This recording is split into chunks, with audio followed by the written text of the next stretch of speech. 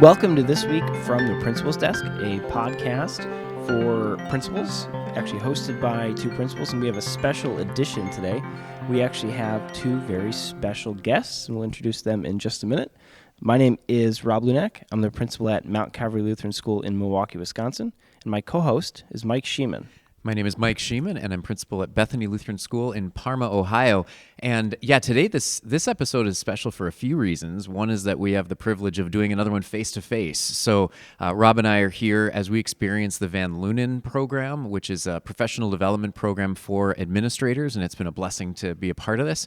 And also that we have a couple of special guests with us. So I'm going to ask our guests to introduce themselves and say where they serve. Certainly. My name is Blake Willard, and I'm no longer a principal. I have a Principast. I'm living just outside of Las Vegas, Nevada, and am starting a new consulting business with a very original name, Blake Willard Educational Consulting, because we're just trying to hit it on the nose. But we're excited to help families that are interested in homeschooling pursue that route for them. My name is Adam Lockridge. I am headmaster at Mount Tabor School of the Liberal Arts in Kansas City, Missouri. So one of the things that we've talked about at length here in our Van Lunen experience is a topic that I personally hadn't put a lot of thought into. They've facilitated the thought and the ideas about self-awareness. So looking more into your own skills and gifts and abilities as you serve God and serve His kids. And we've talked a lot about, first, the importance of being self-aware and understanding the gifts that God has given you, who He's made you to be in Christ, and how He's called you uniquely in your position to serve His people at this time. So we thought we would take a few minutes just to share some of our takeaways from the session on self-awareness and hopefully to inspire you to start thinking a little bit more about this topic. So Rob, as you went through this, what were some of the things that really struck you just in the theory behind being self-aware? The biggest thing for me was that you think you know and you really don't know. That surprised me. That I'd like to think that I know how people see me, but then to see this statistic that 10 to 15% of people actually know how other people view them surprised me. And I doubt I'm in that 10 to 15%. I'm that other 85 who's completely oblivious to how people really view them. But the other side of that was also knowing what your skill set is and knowing what you're good at and spending your time and energy there and looking at your day and going, oh, you know what, this was unfun for me and this was unfun for me and today was really rough. Why? Well, I was spending my energy in ways that I wasn't successful. And so there's two parts to this self-awareness, right? What are your skills naturally good at? And then how do other people view you and how do you relate to those people? Now, Blake, I respect you a lot, and I'd like to think that you know, my own opinion, and I think other people probably share this opinion, really good at what you do and really personable and really, really open and really welcoming to all the people that I think you talk to. So how did this resonate with you? Do you think other people view you that same way, or did you kind of share my experience? If I could give an analogy, if anyone has ever heard themselves on a recording after the fact, you cringe to hear your own voice. Or maybe that's just me. Anytime I look back on something where I've been recorded, and I feel like that's the experience I have evaluating myself. I don't necessarily like what I see. And there's nothing wrong with it, and that man sounds perfectly normal. But for some reason, the voice in my head and the one that other people are hearing don't always come across the same. And I feel like personality and strengths and even your inner character sometimes can be reflected the same way. We do have an identity that we perceive that when projected outward is not always exactly what we think we're shooting towards others. And so the thing is there's nothing wrong with who I am. God made me this way. I'm made in His image. I have an identity that I didn't decide, but that God decided for me. And so hopefully the strengths that are revealed are a reflection of God's plan for me and what He wants me to do and what He's gifted me and enabled me to do.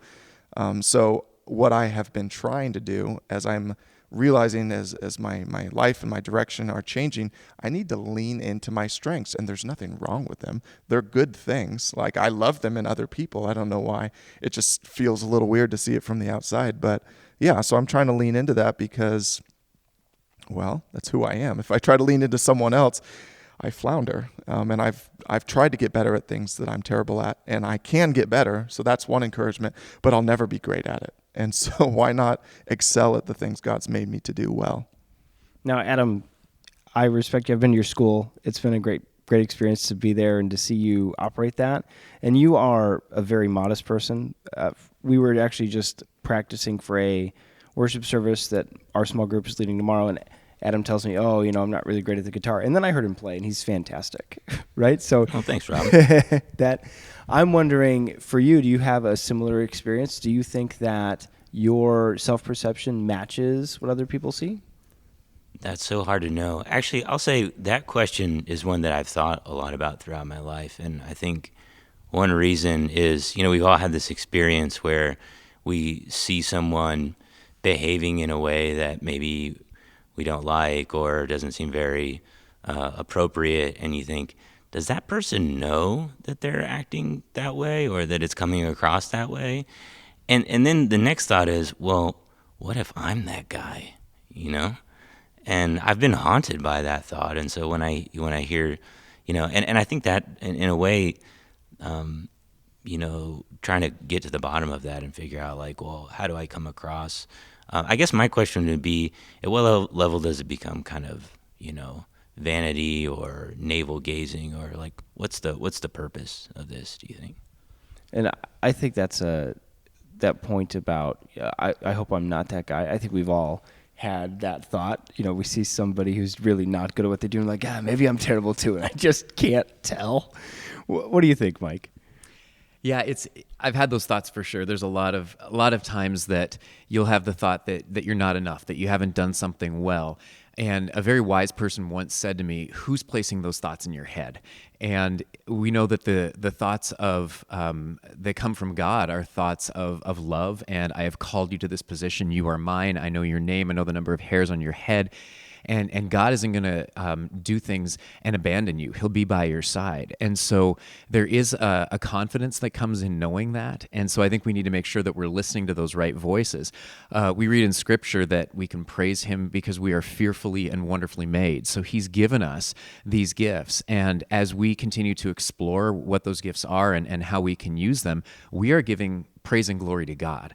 And I love the point that's being made here a lot, too, about leaning into our strengths. Because as we went through some assessments here in our program, it was interesting to see some people, and myself included, had the experience where I looked at my top 5 gifts, but within the flash of a second, I dropped down to see what are my lowest ones. And I was really curious to know that, to say the leaning into saying, I should be working on those low ones. I really need some support there. I really need some help.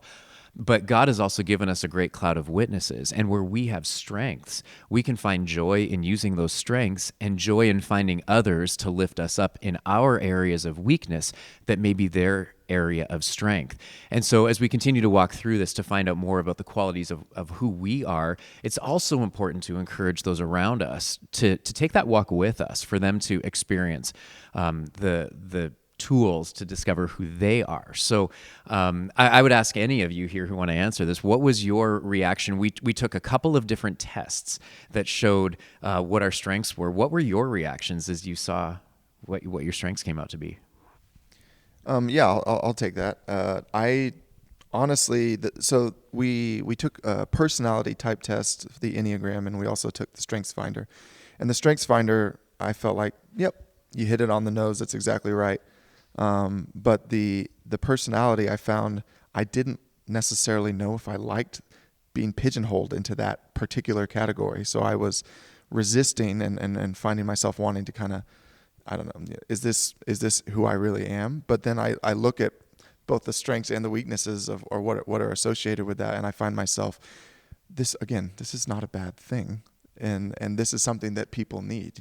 Each of these personality types is a reflection of either a positive or a negative, kind of manifestation. And again, God has made me who I am, and so if I lean into that, there's no problem with just kind of owning it, but also seeing that this is something that is the exact right thing for a given person in a given place in a given time, and that's a blessing to them. So why not bless others?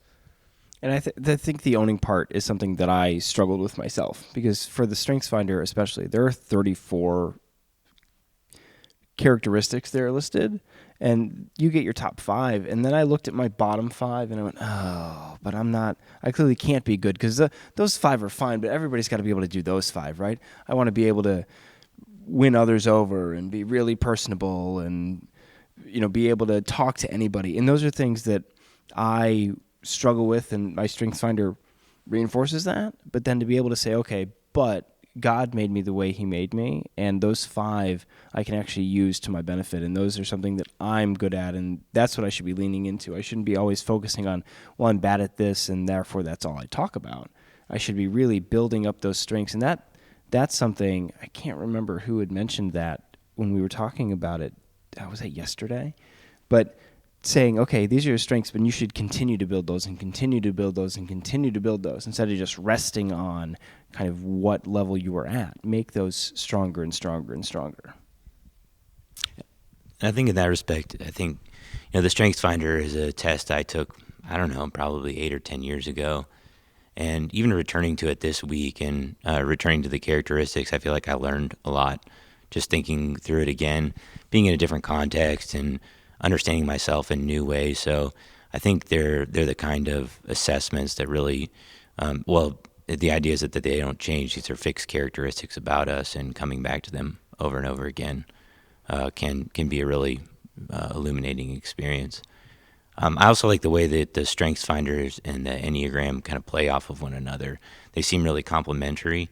To me, the Enneagram, for me, has been much more of a journey, like figuring out, okay, you can take the test, but I think like it seems more of a kind of a soul-searching, maybe interior.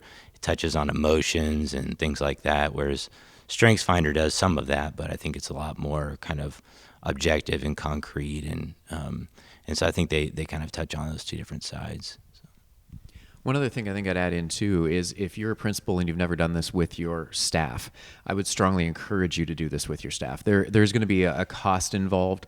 Some of these tests that we've been talking about, the StrengthsFinder, the Enneagram, there are costs involved for doing those. There's also going to be a cost of time that's involved in that. But as you get to know your staff better and know what their strengths are, it's going to help you to put together teams of people that are going to work together. So you're not going to get all one type of group of people that may be over analytical, or people that might be the party crowd that all they want to do is have different things and fun. You want to be able to accomplish those things. And as you do that, your staff is going to build off one another. They're going to see the gifts that each other has. And as they continue to use those for God's glory, it's going to build them up. And so, I have heard it said before that this self-awareness stuff is a little bit of the emotional la-di-da, but it's a lot more than that. It's really important to know yourself and to know your staff, because that will help you to fulfill the mission that God has called you to do in your school. Well, not even that, just knowing what you're good at and knowing how that helps you. I did not think my top 5 were going to be my top 5. I don't know if any of you had the same experience. I think the only one I agreed with was my Enneagram, where I'm a challenger. I understand that one. That one makes sense to me. I think if you know me, you agree with that. But the top 5 on my StrengthsFinder, that's not what I picked. Did you guys have a similar experience? I've totally resonated with the strengths on my StrengthsFinder. I think other people are surprised when I tell them what they are, but I kind of knew that inherently. Mine was the opposite experience, where it was the Enneagram, where I saw certain types of personalities in other people that I didn't want to be, and so I was running away from my Enneagram. What about you, Adam? Like I said, I'd taken both of these assessments before, so I had a pretty good idea about my strengths. But I would say the Enneagram, I read a few books about it, and I think I misidentified myself a couple times, and it was only in taking the formal assessment that I really came down on it, and I thought, oh yeah, that's it. And there is that kind of moment where you go, oh yeah, I am like that, and in good ways, but also sometimes in not so positive ways, and being able to just embrace both of those, I think, is important. So we've talked about how you could take the test, and that's something you could do for your staff. Do you guys have anything else that a principal could do that doesn't involve going to BuzzFeed.com or paying for the StrengthsFinder, just to help themselves identify those skills they have and those skills in their staff?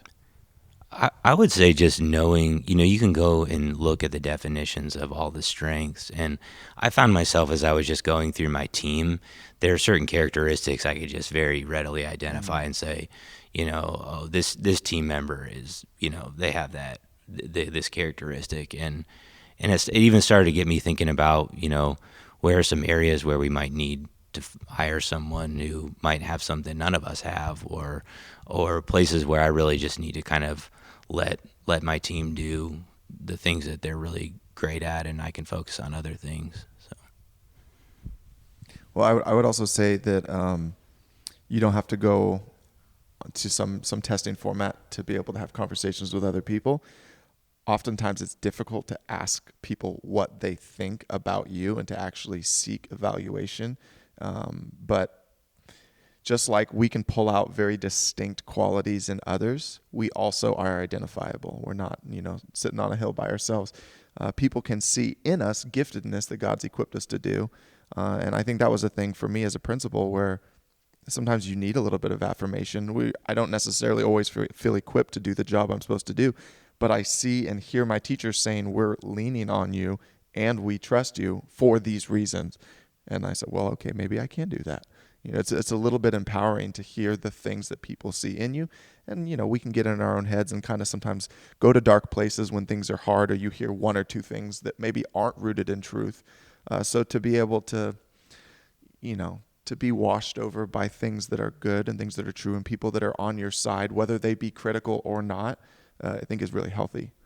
And I think that's a great point about just asking the people that you work with. And I would put out a survey at the end of every year, and that is painful at times, but you want to know. And I always make it anonymous, and I hate anonymous surveys. I hate it, but you want people to be honest with you. And you'd hope that you have a good enough relationship with people that they would, but you never want to take the chance that maybe somebody has something you need to hear, and you don't want to put a barrier in that way. And I'll even go up to people if we have a faculty meeting that was a little rough, or if they witnessed an interaction maybe I had with a parent out at dismissal, and I'll say, okay, take off your teacher hat, put on your "you're my peer" hat, and let me know what you thought of that interaction. And sometimes it's totally different than the way I thought something went, because I have my own version in my head that I live through my own eyes, but that is not necessarily everyone else's experience. So I would definitely encourage people to do that. Just ask the people you're with and maybe think about a survey if that's something that you want to do. And I think in doing that, Rob, too, that's a really good practice to be able to ask for that feedback. You're certainly making yourself vulnerable. And so I think it's important to be in the headspace, too, to be able to hear whatever it is that they have to say, and to not offer an initial response, because it can sometimes default, in my case anyways, it can sometimes default to a defensiveness. So I was not like that. No, you must have misunderstood what I was saying. But just to put all of that aside, and if they're offering feedback, accept that gift, because that is their perception of you. And the truth is that people's perception is their reality. And so even if that's not what you intended, or if you felt like you were doing one thing in particular, if that's what people perceived, then that's what they saw, then that's what they truly believe. So it certainly can open the door to further conversations, but open yourselves up to be vulnerable and to hear what people have to say in those circumstances. Yeah, we could keep going about this for forever and ever, but this might be a good spot to stop. I want to thank you guys both for joining us for this one. Do you guys have any special things coming up or any projects you want to plug? Give you the opportunity. I would definitely say, again, just one more time, I'm super excited about an opportunity to help parents, hopefully, who are seeking homeschooling and they don't feel like they know what they're doing or how to do it well. Blake Willard Educational Consulting, our goal is to help families develop a family educational plan, to articulate their mission and their values as a family, to direct spiritual leadership, to be primary disciple makers, and hopefully at the end of that to feel that they can have the educational experience that they want, and they can help create that for their children and families. All right. Well, thanks for joining us for this time. To our guests, to Adam and to Blake, thanks for being here, and pray that this was a blessing and starts your thought process around who you are, but more importantly, who God has made you to be. God's blessings as you serve.